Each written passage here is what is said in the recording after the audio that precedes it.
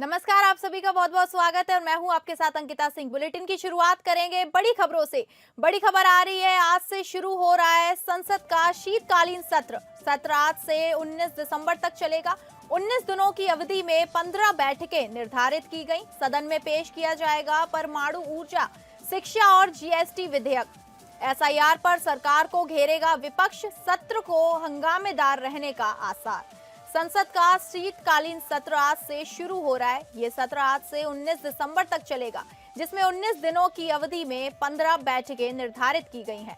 सत्र से पहले रक्षा मंत्री राजनाथ सिंह की अध्यक्षता में एक सर्वदलीय बैठक हुई थी, जिसमें 36 राजनीतिक दलों के 50 नेताओं ने भाग लिया। संसदीय कार्य मंत्री किरेन रिजिजू ने बैठक को बहुत अच्छा और प्रोडक्टिव बताया और सभी दलों से संसदीय मर्यादा बनाए रखने और सहयोग करने का आग्रह किया। आज से शुरू हो रहा है संसद का शीतकालीन सत्र और यह सत्र 19 दिसंबर तक चलेगा। संसद का शीतकालीन सत्र आज से शुरू हो रहा है। यह सत्र आज से 19 दिसंबर तक चलेगा, जिसमें 19 दिनों की अवधि में 15 बैठकें निर्धारित की गई हैं। सत्र से पहले रक्षा मंत्री राजनाथ सिंह की अध्यक्षता में एक सर्वदलीय बैठक हुई, जिसमें 36 राजनीतिक दलों की 50 नेताओं ने भाग लिया। संसदीय कार्य मंत्री किरेन रिजिजू ने बैठक को बहुत अच्छा और प्रोडक्टिव बताया था और सभी दलों से संसदीय मर्यादा बनाए रखने और सहयोग करने का आग्रह किया। एसआईआर पर सरकार को घेरेगा विपक्ष, संसद का शीतकालीन सत्र आज से शुरू हो रहा है।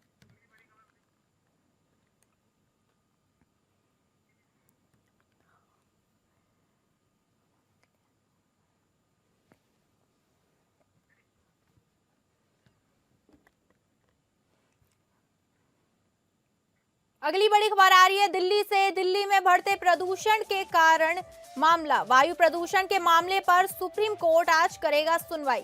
दिल्ली एनसीआर में बढ़ रहे वायु प्रदूषण के मामले पर सुप्रीम कोर्ट आज सुनवाई करेगा। सीजेआई जस्टिस सूर्यकांत ने दिल्ली एनसीआर में बढ़ते प्रदूषण पर नाराजगी जताते हुए कहा कि किसी भी जुडिशियल फोरम के पास कौन सी जादू की छड़ी है जिसे घुमाकर ये समस्या खत्म की जा सकती है। मुझे पता है कि दिल्ली एनसीआर के लिए खतरनाक समय है। उन्होंने कहा था कि मुझे बताएं कि हम क्या आदेश दे सकते हैं कि तुरंत साफ हवा मिल सके। हम सब जानते हैं कि प्रॉब्लम क्या है। वायु प्रदूषण के मामले पर सुप्रीम कोर्ट आज सुनवाई करेगा। दिल्ली एनसीआर में बढ़ रहे वायु प्रदूषण के मामले पर सुप्रीम कोर्ट आज सुनवाई करेगा। सीजेआई जस्टिस सूर्यकांत ने दिल्ली एनसीआर में बढ़ते प्रदूषण पर नाराजगी जताते हुए कहा था कि किसी भी जुडिशियल फोरम के पास कौन सी जादू की छड़ी है जिसे घुमाकर ये समस्या खत्म की जा सकती है। मुझे पता था कि यह दिल्ली एनसीआर के लिए खतरनाक समय है। उन्होंने कहा था कि मुझे बताएं कि हम क्या आदेश दे सकते हैं कि तुरंत हवा साफ मिल सके। हम सब जानते हैं कि प्रॉब्लम क्या है। तमाम जानकारियों के साथ हमारे संवाददाता विवेक सिंह चंदेल हमारे साथ जुड़ गए हैं। विवेक, पूरा मामला क्या है, विस्तार से बताइए।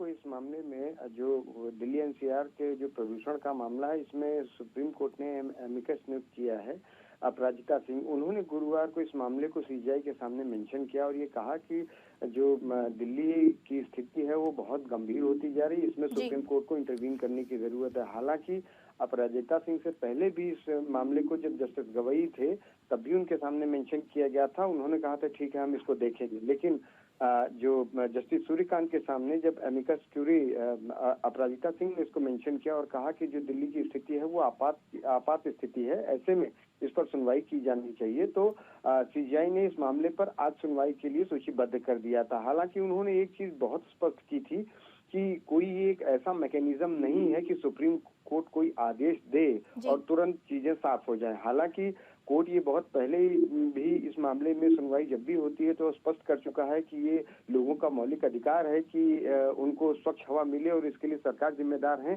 कि कैसे लोगों को स्वच्छ हवा मुहैया कराई जाए। लेकिन जैसे कि हर साल होता है, इस साल भी हुआ है और जो प्रदूषण की स्थिति है वो इसी समय ज्यादा होती है। उसके लिए कुछ प्रकृति भी जिम्मेदार है, कुछ सरकारें भी जिम्मेदार हैं। तो जस्टिस सूर्यकांत ने बहुत स्पष्ट किया कि इसमें मॉनिटरिंग करने की जरूरत है और हम इसमें लगातार मॉनिटरिंग करेंगे, लेकिन इसके लिए जितनी भी स्टेक होल्डर्स हैं, यानी कि जो सरकार हैं, लोग हैं और राज्य हैं, इनको मिलके काम करना होगा, क्योंकि बिना सबके मिले ये काम नहीं किया जा सकता। और जो हर साल की जो स्थिति होती है उसको लेके समस्याएं सामने आती हैं। जैसा कि मैंने पहले भी कहा कि हमारे यहाँ स्थितियां अनुकूल नहीं होती हैं। जैसे ही ठंड का मौसम आता है तो जैसे पंजाब हरियाणा जैसे क्षेत्र या उत्तर प्रदेश के क्षेत्र हैं जहाँ पे पराली जलाई जाती है, जिसको लेके कई मैकेनिज्म बनाने की भी बात की गई थी।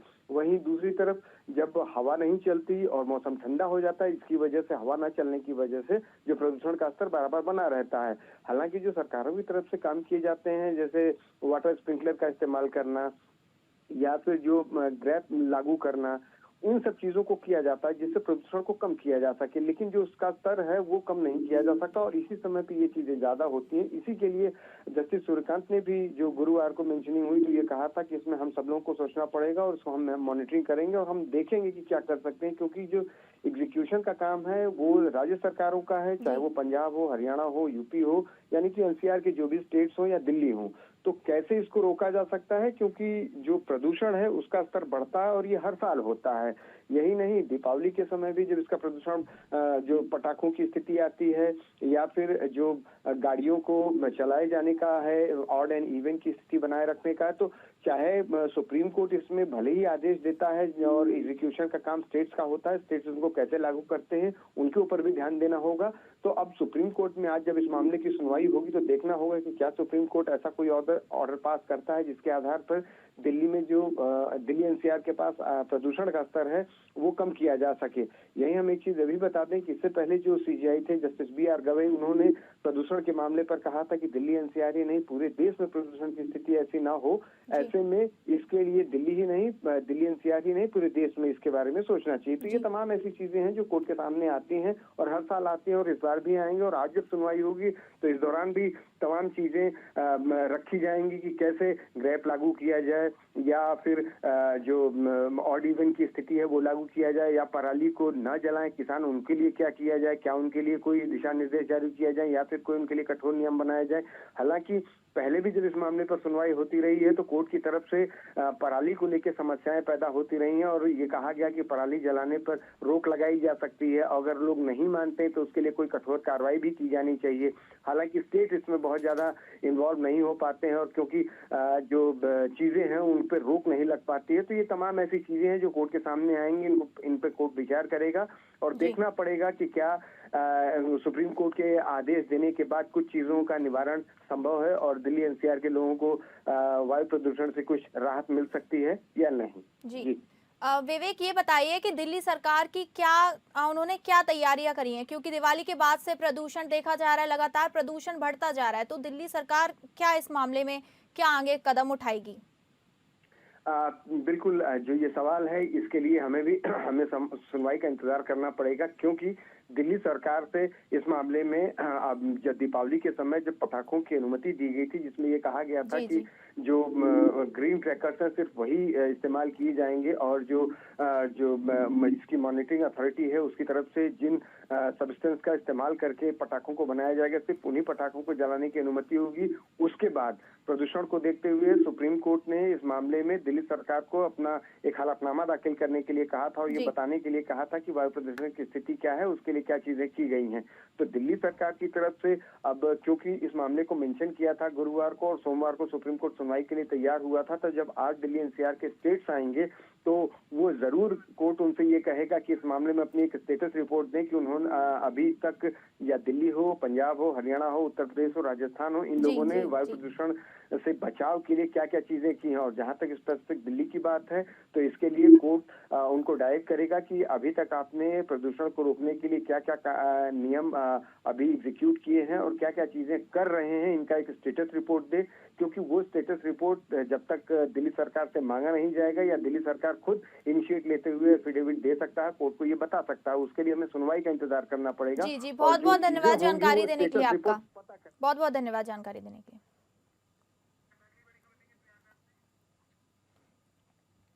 अगली बड़ी खबर आ रही है प्रयागराज से। इलाहाबाद हाईकोर्ट आज करेगा सुनवाई।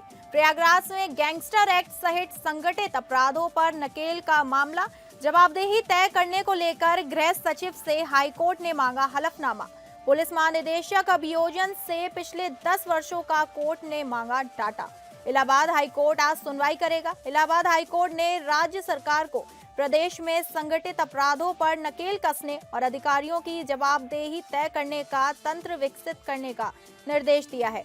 कोर्ट ने गृह सचिव स्तर के अधिकारी का हलफनामा मांगा है और पूछा है कि क्या जिले या कमिश्नरेट से इकट्ठा किया डेटा जिसके आधार पर विभाग इस नतीजे पर पहुंचा है।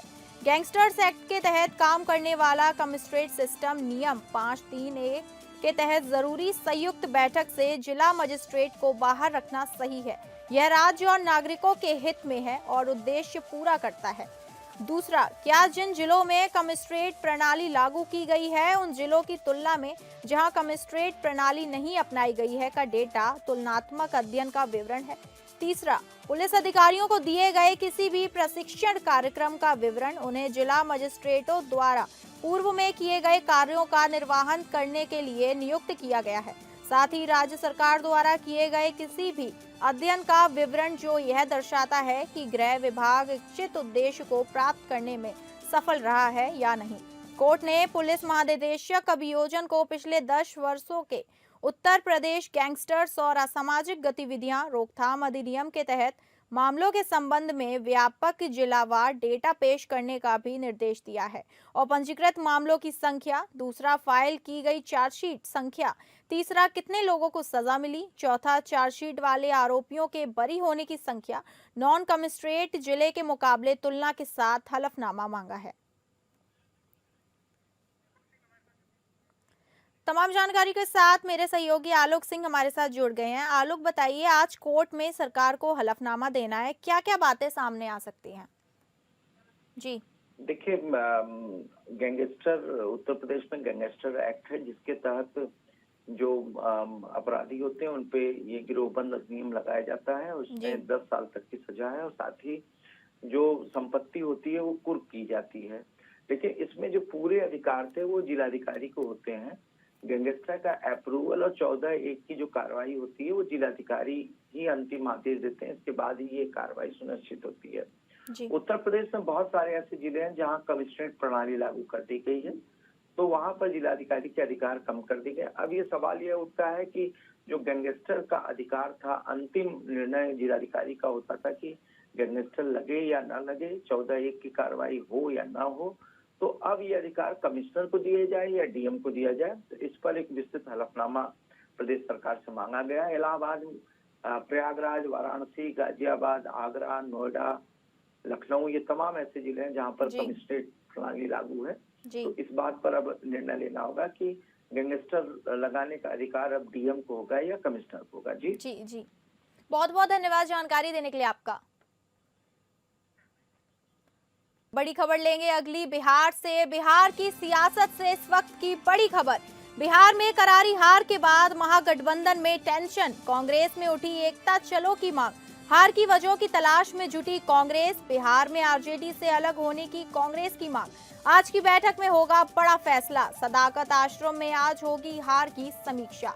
बिहार विधानसभा चुनाव में मिली करारी हार के बाद विपक्षी खेमे, यानी महागठबंधन में सब कुछ ठीक नहीं चल रहा। गठबंधन के भविष्य पर अब सवालिया निशान खड़े हो गए हैं। इस बीच कांग्रेस आला कमान की समीक्षा बैठक के बाद उठी असंतोष की आवाजों में गठबंधन की नींव को हिला दिया है। राजद के प्रदेश अध्यक्ष मंगनी लाल मंडल का बयान भी चर्चा में है, जिससे राजनीतिक हलकों में बेचैनी है।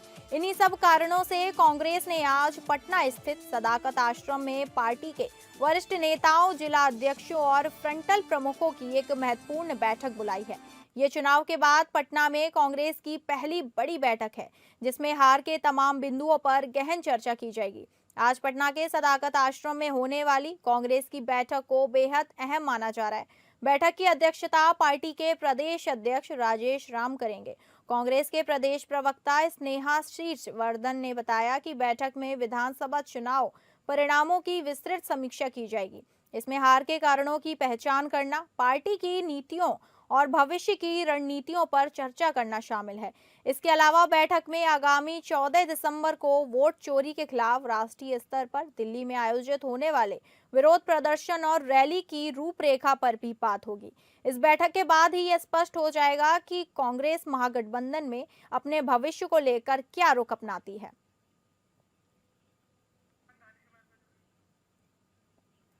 तमाम जानकारी के साथ हमारे संवाददाता मोहम्मद दानिश हमारे साथ जुड़ गए हैं। दानिश, क्या बिहार में कांग्रेस आरजेडी का दामन एक दूसरे से जुदा हो पाएगा? जी देखिए, जब से बिहार विधानसभा 2025 का रिजल्ट आया है, तब से जो है महागठबंधन के जो है नेता और जो है अपने समीक्षा बैठक कर रहे हैं और इसमें जो है आरोप जो है एक दूसरे पर लगा रहे हैं कि उनका वोट हमारे पास नहीं आ पाया या हमारा वोट उनको कन्वर्ट कर गया। तो इसको लेकर जो है आज जो है कांग्रेस का जो है समीक्षा बैठक है और इस समीक्षा बैठक में जो है जिला से लेकर राज्य तक के जो कमेटी है और जो अध्यक्ष है, इन सभी के साथ ये समीक्षा बैठक होगी कि इसमें जो है हार का मुख्य कारण क्या रहा है, या तो प्रत्याशी गलत थे या फिर कुछ और कारण था, या जो बाकी सीट जो जीती हुई सीट थी। पिछले विधानसभा चुनाव में कांग्रेस लगभग 19 सीट जीती थी और इस विधानसभा चुनाव में सिर्फ 6 सीट पर सिमट के रह गई है। तो इस कारण में जो जीती हुई सीट है, इसमें भी हार का कारण क्या रहा, या फिर जो कांग्रेस बार बार आरोप लगा रही है कि जो ईवीएम के द्वारा जो है कहीं ना कहीं उन लोगों को हराया गया है। तो इस पर भी जो है इन लोग जो है आज समीक्षा बैठक करके जो है इस पर ये करेंगे। इस समीक्षा बैठक में सबसे मेन खास बात ये है कि 14 दिसंबर को जो दिल्ली में जो ये लोग जो है ईवीएम के खिलाफ जो प्रदर्शन करने वाले हैं, उसकी लेकर भी जो है आज बैठक होगी कि बिहार से किस तरह से हम लोग जो है अपने आप को जो इलेक्शन, क्योंकि अभी हाल ही में बिहार में ही इलेक्शन हुआ है, तो कहीं ना कहीं ये लोग इसमें भी है कि ईवीएम को लेकर जो है अभी जो चल रहा है उसमें जो बिहार का क्या रूप था, कि बिहार में क्या रोल था ईवीएम का, तो उसको लेकर भी जो इन लोग आज इस बैठक में डिसाइड करेंगे और उसको मेन मुद्दा बनाकर जो है 14 तारीख को जो है दिल्ली में जो है प्रदर्शन करेंगे। इसमें सबसे बड़ा बात है कि जो आरजेडी और कांग्रेस है, जो आरजेडी के प्रदेश अध्यक्ष जो है बंगलीलाल मंडल ने साफ साफ कहा था कि कांग्रेस को जो भी वोट मिले हैं वो आरजेडी के ही वोट मिले हैं। तो इसके बाद जो है ये अगर समीक्षा बैठक कांग्रेस कर रही है या कांग्रेस के द्वारा जो देखा जा रहा है, तो कहीं ना कहीं ये भी वो जानने की तरह जो कांग्रेस की जो रोड मैप था, जो उन्होंने बार बार मुद्दा उठाया कि वोट चोरी से लेकर हर चीज का, उसके बाद जो है उनके वोट का गिरावट क्यों हुई। तो ये बहुत बड़ा कारण है कि आज जो है बिहार में जो है कांग्रेस जो समीक्षा बैठक कर जो है वो अपने आप को ये पता करना चाह रही कि उनकी गिरावट के कारण क्या रहे और क्यों ऐसा कम सीट पर रही। जी मोहम्मद दानिश, ये बताइए कि आज कांग्रेस की इस बैठक में किन विषयों पर ज्यादा चर्चा होगी? देखिए, इनमें सबसे बड़ा कारण जो है सबसे पहले जो विषय आएंगे वो जो जीती हुई सीट हारा गया है, उस सीट पर जो है चर्चा होगी कि वो सीट हम लोग क्यों हारे, वहाँ के जो विधायक थे वो 5 साल वो क्या काम किए। उसके बाद जो है जहाँ स्थिति मजबूत थी, जहाँ पर स्थिति कांग्रेस की जो सर्वे थी वो सर्वे टीम बता रही थी कि वहाँ पर कांग्रेस जीत सकती है, वहाँ हार की मार्जिन क्या हुई, क्या आपस में नेता जो है एक दूसरे को जो है अंदर ही अंदर कॉपरेट नहीं किए। तो ये सब को लेकर जो है सबसे मेन कारण जो है यही सब ये जिला अध्यक्ष जो जिम्मेदारी लेते हैं कि उनके जिला में उनकी पार्टी को मजबूती किया जाए, तो वो जिला अध्यक्ष से वो फीडबैक लेके कि आपके जिला में हमारी उनकी जो पार्टी है, जो कांग्रेस की जो पार्टी है वो क्यों नहीं मजबूती के साथ दिख रही है, या क्यों उनका जो है फीडबैक और खराब होता जा रहा, पहले से भी और खराब होता हुआ जा रहा। तो ये सब मुद्दा को लेकर जो है कांग्रेस आज सबसे पहले जो है बैठक करेगी। उसके बाद जो है 14 तारीख को जो प्रदर्शन होने वाला है, उसके बाद उस पर भी ये लोग डिसाइड करेंगे कि किस तरह से हम लोग को जो है अपना प्रदर्शन में शामिल होना और कैसे हम लोग को जो है अपने बातें को जो है मीडिया के द्वारा जो जनता तक हमको पहुंचाना। तो ये सब को लेकर भी बातें होगी। जी बहुत बहुत धन्यवाद जानकारी देने के लिए आपका।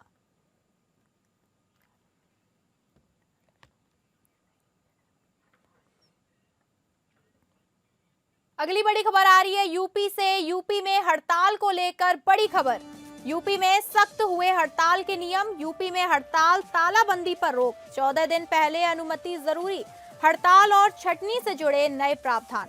उत्तर प्रदेश में नई श्रम संहिता लागू होने के बाद हड़ताल और श्रमिक प्रबंधन से जुड़े नियम पहले ही तुलना में अधिक सख्त और सुव्यवस्थित हो गए हैं। इसका उद्देश्य औद्योगिक अनुशासन को मजबूत करते हुए श्रमिकों और उद्योगों के बीच बेहतर संतुलन बनाना है। प्रदेश में अब बिना 14 दिन की पूर्व सूचना के किसी भी प्रकार की हड़ताल या तालाबंदी करना पूरी तरह प्रतिबंधित कर दिया गया है।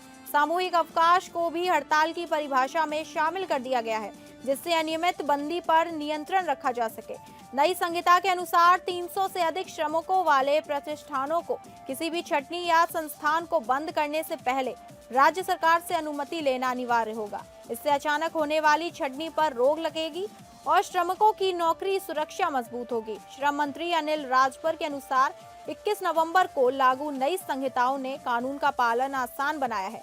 श्रमिक हितों को सुरक्षा रखते हुए उद्योगों के लिए भी प्रक्रियाओं को सरल किया गया है। समन्वय बढ़ाने के लिए शिकायत परितोष सीमित वार्ताकारी परिषद और 2 सदस्यीय औद्योगिक अधिकरण जैसी नई संस्थाओं का गठन किया गया है।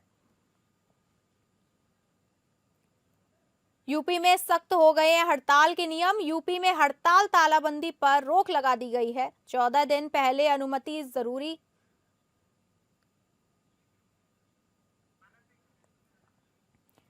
तमाम जानकारी के साथ हमारे विशेष संवाददाता आनंद सिंह हमारे साथ जुड़ गए हैं। आनंद, सरकार के फैसले से हड़तालियों को एक बड़ा झटका लगा है, तो इस पर लोगों का क्या कहना है?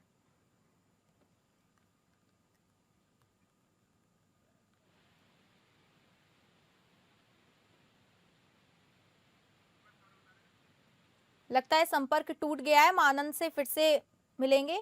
तो आपको बता दें कि उत्तर प्रदेश में नई श्रम संहिता लागू होने के बाद हड़ताल और श्रमिक प्रबंधन से जुड़े नियम पहले ही तुलना में अधिक सख्त और सुव्यवस्थित हो गए हैं। इसका उद्देश्य औद्योगिक अनुशासन को मजबूत करते हुए श्रमिकों और उद्योगों के लिए बेहतर संतुलन बनाना है। प्रदेश में अब बिना 14 दिन की पूर्व सूचना के किसी भी प्रकार की हड़ताल या तालाबंदी करना पूरी तरह प्रतिबंधित कर दिया गया है। सामूहिक अवकाश को भी हड़ताल की परिभाषा में शामिल कर दिया गया है, जिससे अनियमित बंदी पर नियंत्रण रखा जा सके। एक बार फिर से हमारे विशेष संवाददाता आनंद सिंह हमारे साथ जुड़ गए हैं। आनंद, सरकार के फैसले से हड़तालियों को एक बड़ा झटका लगा है, इस पर लोगों का क्या कहना है? हाँ बिल्कुल, देखिए ये सरकार ने जो फैसला किया है कि जब भी कोई हड़ताल होगी या कोई इस तरह की चीज होंगी तो 14 दिन पहले कम से कम इसके लिए जानकारी देना अनिवार्य है। ऐसे में जो सामूहिक हड़ताल को लेकर ये जो नई श्रम संहिता है इसके मुताबिक है कि 300 से अधिक जो श्रमिक वाले प्रतिष्ठान है वहाँ पर छुट्टी से पहले सरकार की अनुमति लेनी होगी, ये भी कहा गया है। और न केवल छुट्टी होगी बल्कि प्रतिष्ठान को बंद करने को लेकर यही व्यवस्था होगी। हड़ताल को लेकर भी नए नियम इसमें जारी किए गए हैं। तो तमाम ऐसी चीजें हैं जो नए नियमों में बदलाव जिनका किया गया है। ऐसे में माना जा रहा है कि क्योंकि हड़ताल से तमाम तरह की जो दिक्कतें होती हैं वो कहीं ना कहीं इसके सरकार को जूझना पड़ता है, आम लोगों को जूझना पड़ता है और इन्हीं पर रोक लगाने के मकसद से ये चीजें उठाई गई। जी, बहुत बहुत धन्यवाद जानकारी देने के लिए आपका।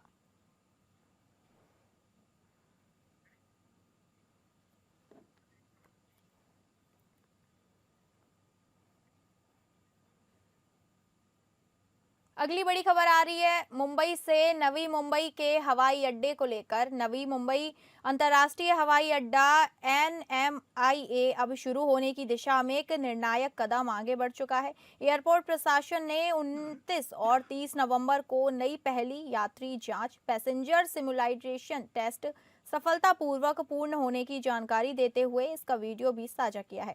25 दिसंबर से एयरपोर्ट पर नियमित उड़ानें शुरू होने जा रही हैं। ऐसे में यह परीक्षण अत्यंत महत्वपूर्ण माना जा रहा है। NMIA द्वारा जारी वीडियो के अनुसार सैकड़ों स्वयंसेवकों को यात्री बनाकर पूरे एयरपोर्ट संचालन की रिहर्सल की गई। इसमें चेक इन, सुरक्षा जांच, बोर्डिंग प्रक्रिया से लेकर बैगेज क्लेम तक सभी चरणों की बारीकी से जांच की गई। इस ट्रायल में इंडिगो, अकासा और एयर इंडिया एक्सप्रेस जैसी एयरलाइंसों ने सहभाग किया। 8 अक्टूबर को प्रधानमंत्री नरेंद्र मोदी के हाथों नवी मुंबई अंतर्राष्ट्रीय हवाई अड्डे का उद्घाटन किया गया। करीब 19,650 करोड़ रुपए की लागत से तैयार किया जा रहा है। यह देश के सबसे बड़े ग्रीनफील्ड एयरपोर्ट्स में से एक माना जा रहा है। मुंबई के CSMIA में बढ़ते यात्री दबाव को कम करने में NMIA महत्वपूर्ण भूमिका निभाएगा, ऐसी उम्मीद जताई जा रही है।